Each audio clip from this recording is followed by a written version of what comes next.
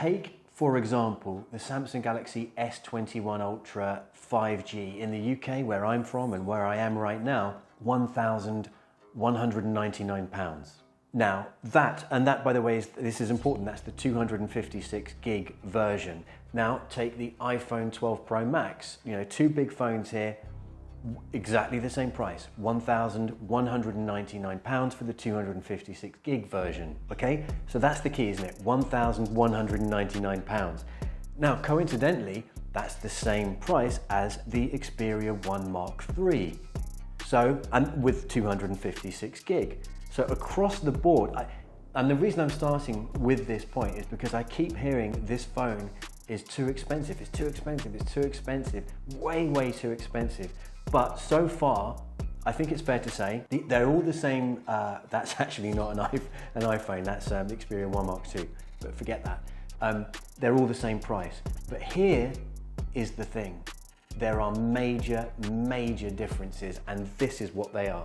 Let's put a 30-watt fast charger in the box because we're not getting that from the others, right? So that's the first thing. I pay extra for that. Why not? That's great. Let's get rid of the annoying punch hole camera that messes up the display. When I'm watching content back, I don't want to there's a reason why TVs don't come with punch hole cameras in them or notches. You want to see the display, you want to see the content without any interruptions, or at least I do. And I think reviewers that are weirded out by bezels because they think a punch hole camera is better or a notch, nothing is ever going to convince me that that is right.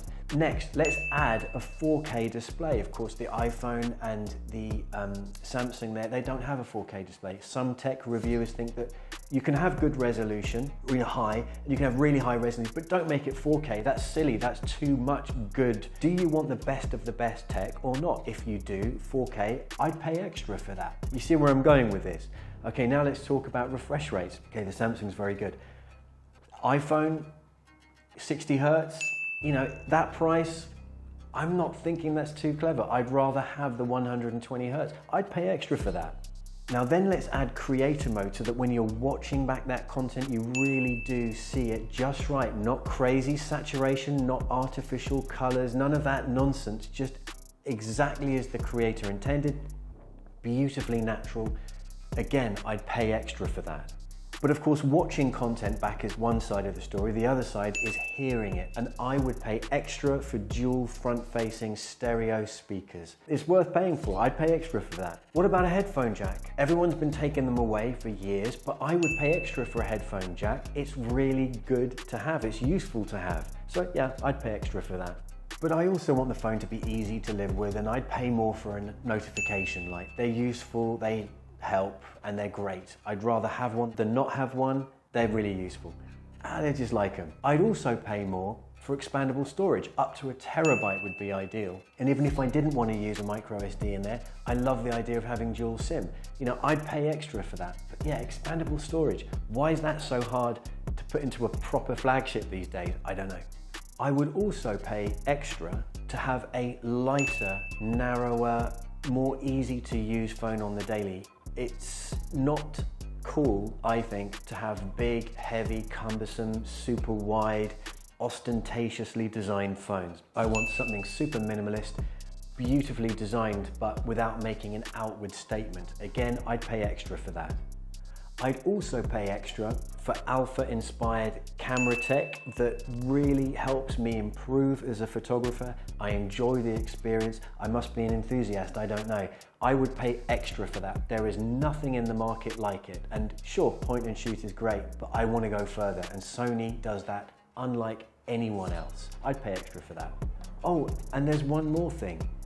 If you buy this early, or maybe Black Friday, that sort of thing, you can pick the Xperia 1 Mark III up with the WF-1000XM3 in-ear noise cancelling true wireless headphones. I'd pay extra for those. They're fantastic. And yet somehow, with all of those additions, it's still £1,199. And people are saying it's too expensive. I just don't understand where they're coming from. This is a cracking deal. It's a seriously good deal. I've been pretty worked up about this because I've heard so many people say, you know, Isn't it crazy? Sony's not going to sell many phones with this approach. Sony is deliberately choosing a strategy that is low risk. It keeps their foothold in the market. It's for the fans, of course, but it's for people who enjoy watching content, listening to music, whether it's through their headphones, through the speakers even. It's for people who enjoy the craft of photography and they want to improve, I would argue, as photographers like me and videographers. So yes, anyway, I feel pretty strongly about it. Oh, by the way, I'd also pay more for a dedicated shutter button with the half press to focus. I mean, I'm just saying. Right, so let's talk about the camera tech. I'm going to do a whole separate video where we kind of go a lot more into the details here when it comes to the camera tech, but here's the summary for the purpose of just understanding the full review. It's kind of more of what we've seen before. With the iPhone and the Samsung, a similar approach, a little bit brighter, more saturated. Well, actually the screen of the Samsung Galaxy S21 is so much brighter. I wish, that's one of the biggest negatives for me with the Xperia phones, is I just wish that they got brighter. They're bright enough, but my goodness, only just. The 1 Mark III is an improvement, but I'd like to see much more improvement in that area. But yes, the colors are more saturated here. It's a bit more user-friendly, I think it's fair to say, the Samsung, and there are more sort of easy modes to get into, night modes. They don't exist, of course, on the Xperias here, but it depends what you want to do. There's no point whinging, I don't think, that the Xperia isn't a point-and-shoot beast in the same way that the Samsungs and the iPhones are. It's not designed to be. It's designed to be competent in that area and to give you really natural looking shots that you can get quickly using the shutter button there. Actually, I think it's fair to say it's designed to be better than competent.